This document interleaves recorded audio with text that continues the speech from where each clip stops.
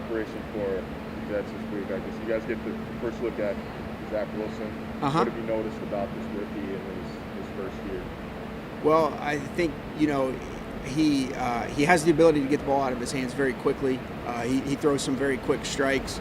He can also extend plays in the pass game and with his legs. So he's able to get out of the pocket, move the pocket. They move the pocket some with him. He's able to keep his eyes downfield, and then he recognizes when it's a good opportunity to run. And he's definitely a good runner. So I think LaFleur's done a good job with him. I think their whole staff's done a good job with him and his development. And we'll have a big challenge ahead of us this week, for sure. How much does that change things? Last time you faced the Jets, it was Joe Flacco. So how much does the preparation and game plan change with this?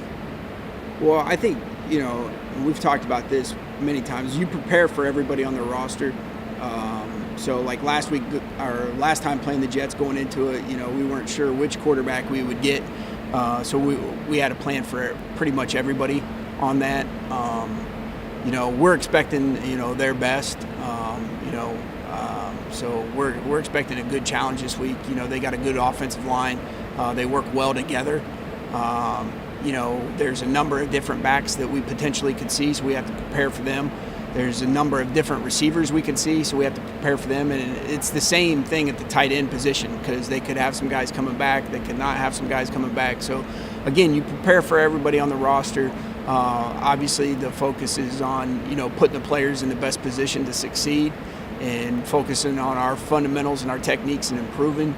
And, and we're excited for the challenge this week for sure. This is week 9. You guys are second in the NFL in defensive expected points added. With the hot streak like that, was it hard at all to take a bye week right now? With your defense rolling like that, is it hard to kind of say, okay, let's step away for a second? I think you take things as they come. So, whether it's injuries, whether it's COVID related, whether it's, opponents, you're not exactly sure who they'll have available, whether you're on the road, if you're in the rain. I think you try to prepare for all those things, or if you're in the snow, I think you try to prepare the best you can for all those things, and I think you take them as they come. And at the end of the day, it really comes down to fundamentals, execution, and and that's kind of where our focus is, pretty much on everything. If that makes sense. You've had to play a couple of recent games without Brandon Jones. Now Javon Holland on COVID list. How different is it trying to play without one versus the other in that sequence on there?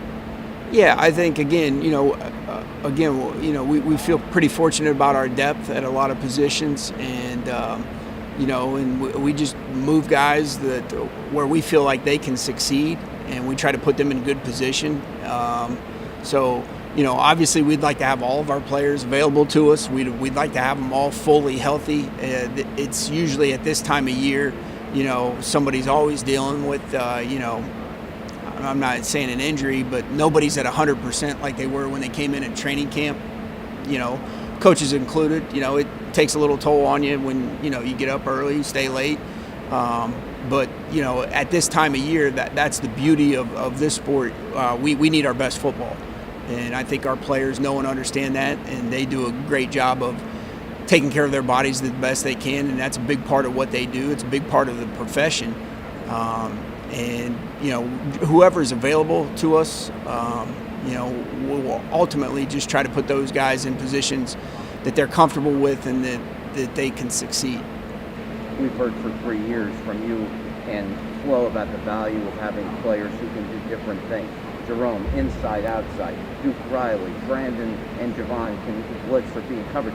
Is it vital to have a lot of those types of players to be able to play the type of defense that's been so successful the last few weeks in terms of giving teams multiple looks, disguises, etc.? Yeah, I think it really starts with concept learning, conceptually, that, we can do a lot of different things with guys in different spots. It may be a similar concept, but if they understand, hey, I'm just this piece of the puzzle,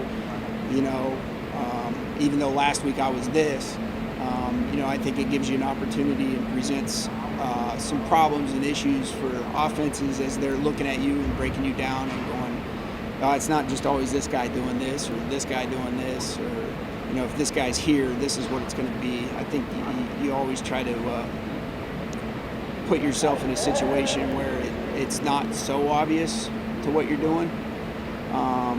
But at the same time, you also want to put players in positions where they're comfortable, and that takes a little bit of time, and ultimately it comes down to the players, executing with good fundamentals and techniques. And even in drafting Jalen and Javon, you remember you and Flo ever having a conversation, you and Chris, you're talking about we could see these guys doing different things for us, even beyond their physical skills and their character. That's something that's appealing. Sure, and I think I think all those conversations occur, and I think like when you guys were out here for training camp, you could see guys moving, from spot to spot and trying to do different things with them, and and a lot of times for young guys, it's a little bit,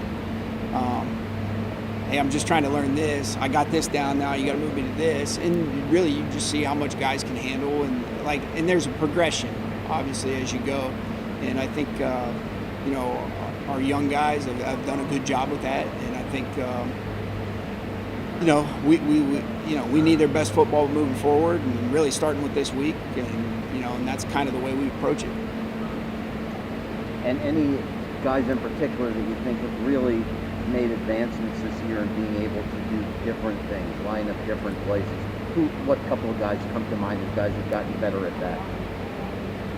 Well, and again, I wouldn't really kind of just single anybody out on that one, because we ask a lot of our guys to do multiple things, and I know sometimes you look at some of the guys in the front and you're like, wow, he's only going from here to here to here, but that little bit of movement requires different technique, different keys. So we ask basically all of our guys to be as multiple as possible.